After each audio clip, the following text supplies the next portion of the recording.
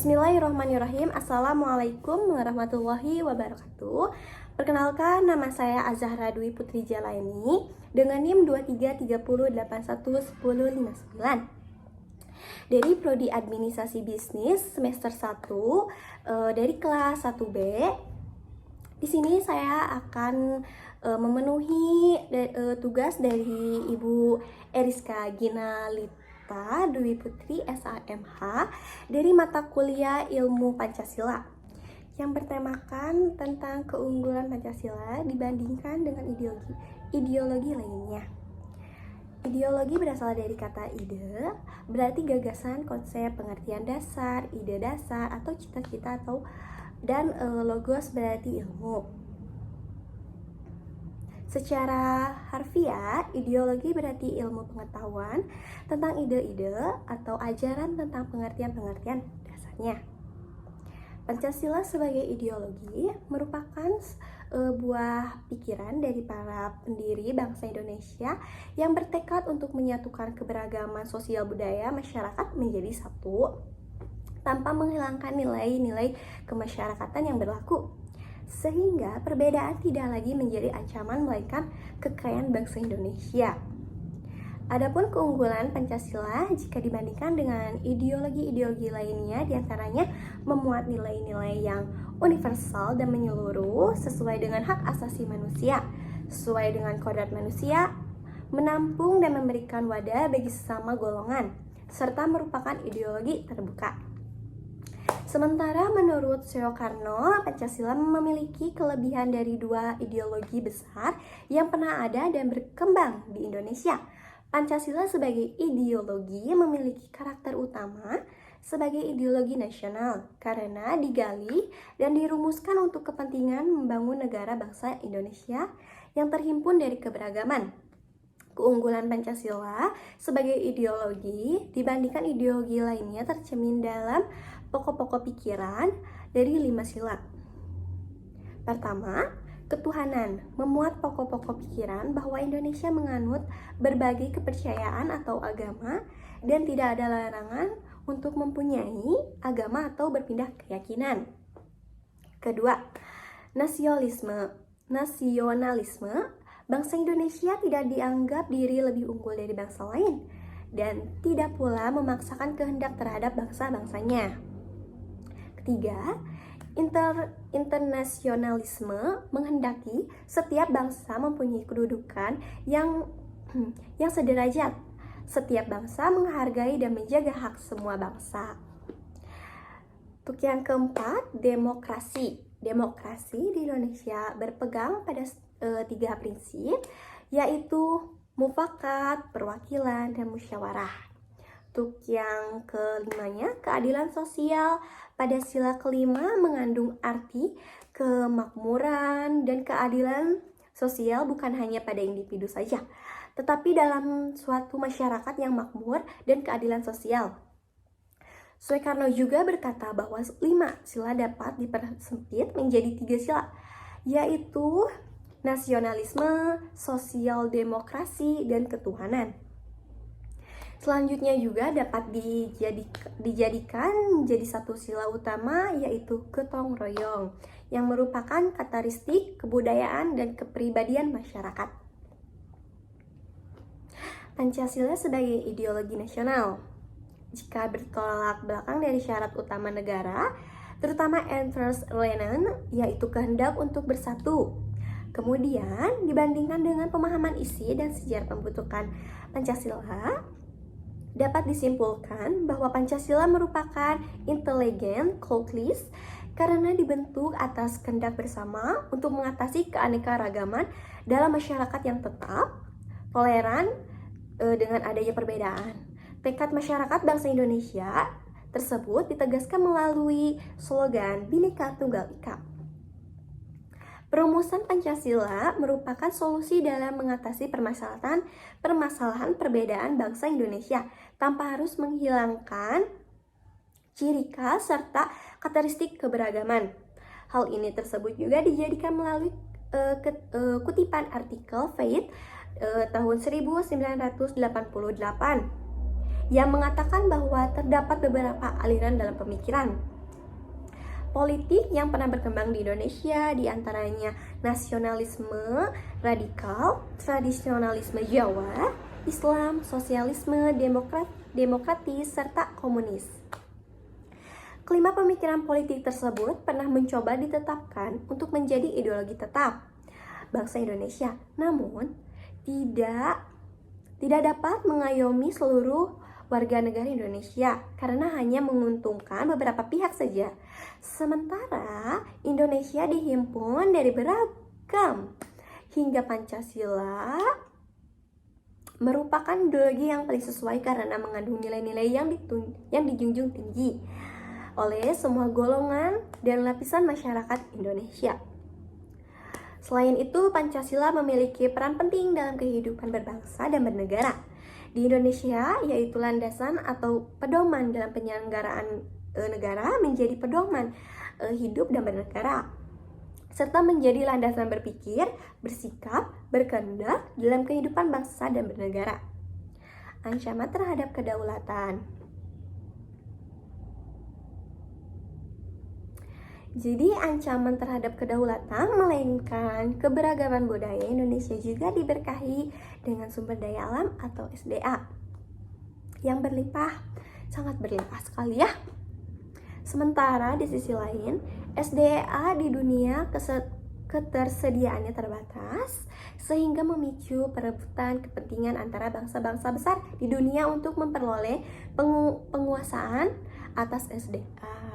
Jadi perebutan kepentingan atas penguasaan sumber daya pada zaman dahulu kala dilakukan dengan melakukan ekspedisi dan penjajahan terhadap daratan bukan negara. Sementara di era modern saat ini hampir seluruh daratan di dunia telah dikuasai dan diperintah oleh pemerintahan yang berkedaulatan, sehingga imperialisme dan penjajahan sudah tidak relevan lagi untuk ditetapkan atau diterapkan. Akan tetapi, perkembangan situasi global tersebut tidak landas dari bangsa-bangsa besar berhenti memperjuangkan kepentingannya terhadap penguasa SDA. Karena mungkin SDA itu lebih bermanfaat, jadi mereka untuk menjajah kembali mungkin. Dalam kondisi global ini, jadi banyak negara-negara yang melakukan kerjasama ekonomi dalam memenuhi kebutuhan SDA-nya.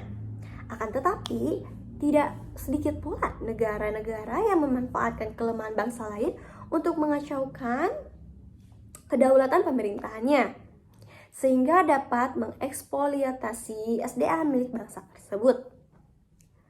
Sebagai negara maju yang memiliki kekayaan alam berlimpah dan keberagaman budaya, Indonesia dihadapkan pada ancaman serangan asing yang ingin menguasai SDA Indonesia. Ya, mungkin seperti kita pernah dijajah oleh Belanda dan ya, kepentingan asing tersebut dapat masuk melalui perkembangan propaganda dengan memanfaatkan keberagaman bangsa, sehingga terjadi pemecahan yang dapat melemahkan kedaulatan Indonesia. Kekuatan utama Pancasila ada pada sila persatuan dengan tanpa menyampingkan keberagaman bangsa. Dengan kata lain, Pancasila dapat melindungi ketuhanan bangsa dari propaganda asing yang ingin memecahkan belah bangsa Indonesia, dan hal tersebut hanya akan tercapai jika seluruh komponen bangsa berpegang teguh pada Pancasila. Terlepas dari ancaman serangan asing, kepentingan juga tumbuh di dalam tubuh bangsa Indonesia itu sendiri. Berangkat dari obsesi kemenangan kepentingan individu atau kelompok, banyak pihak yang rela menumpah darahkan bangsanya sendiri demi memperoleh kekuasaan. Sangat ironis. Darah yang ditumpahkan bukan untuk memperjuangkan bangsa, melainkan untuk menghancurkan bangsa dari dalam. Menanggapi potensi-potensi pemecahan yang mungkin terjadi, seluruh komponen masyarakat seharusnya berkaca dari sejarah dan merenungkan kembali apa yang menjadi prioritas utama masing-masing individu sebagai bagian dari bangsa Indonesia dan tidak mudah memprovokasi oleh isu-isu yang masih belum ada kebenarannya. Langkah-langkah penguatan Pancasila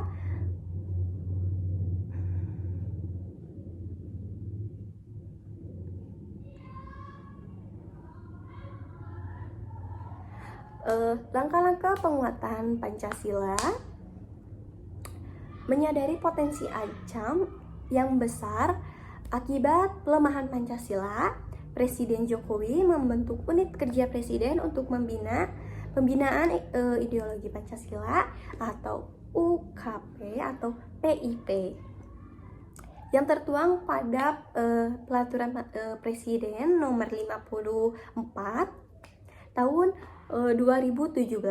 Tujuannya adalah agar nilai Pancasila dapat ditanam sejak usia sekolah serta dipahami oleh masyarakat umum.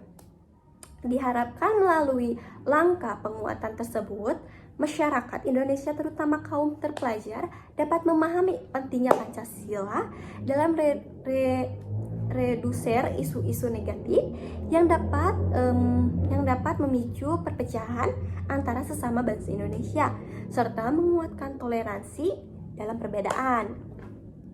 Penguatan Pancasila ini memerlukan ketertiban seluruh komponen negara agar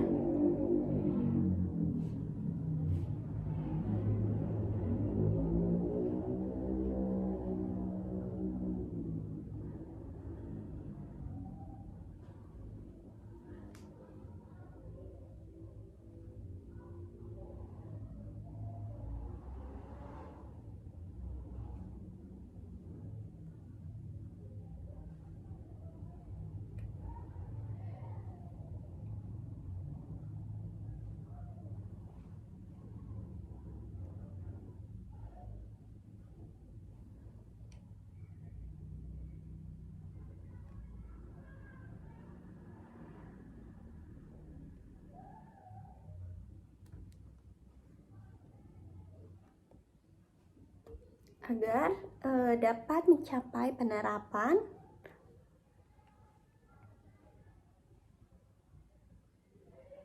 Pancasila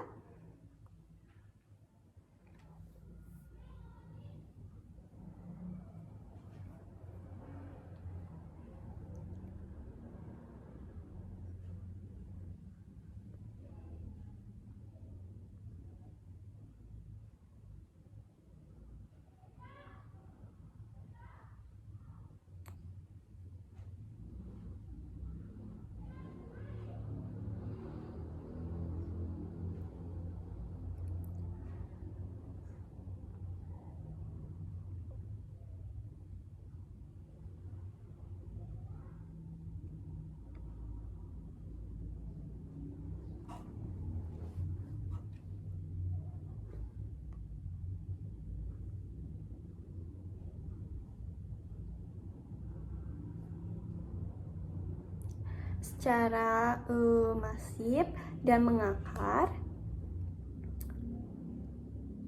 sehingga kehidupan bangsa sehingga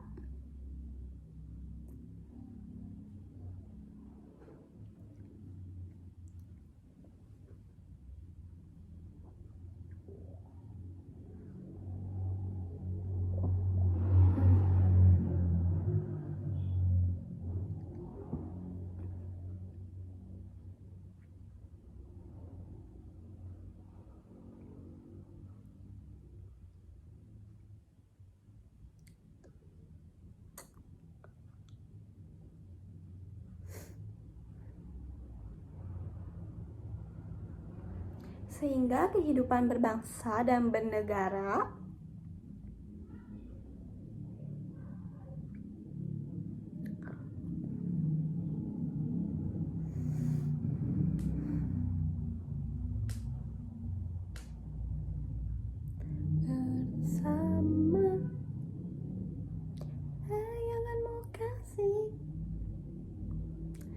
akan terjaga dan mimpi.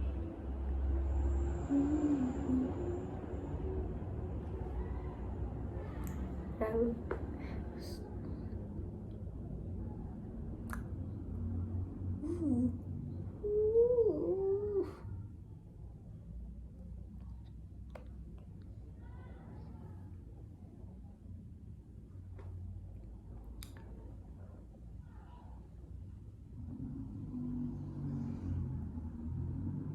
sehingga kehidupan berbangsa dan bernegara menjadi kesejahteraan dapat tercapai. Mungkin itu yang dapat saya sampaikan. Bila ada kekurangannya disengaja atau tidak disengaja, saya minta maaf. Mari kita akhiri dengan Assalamualaikum warahmatullahi wabarakatuh.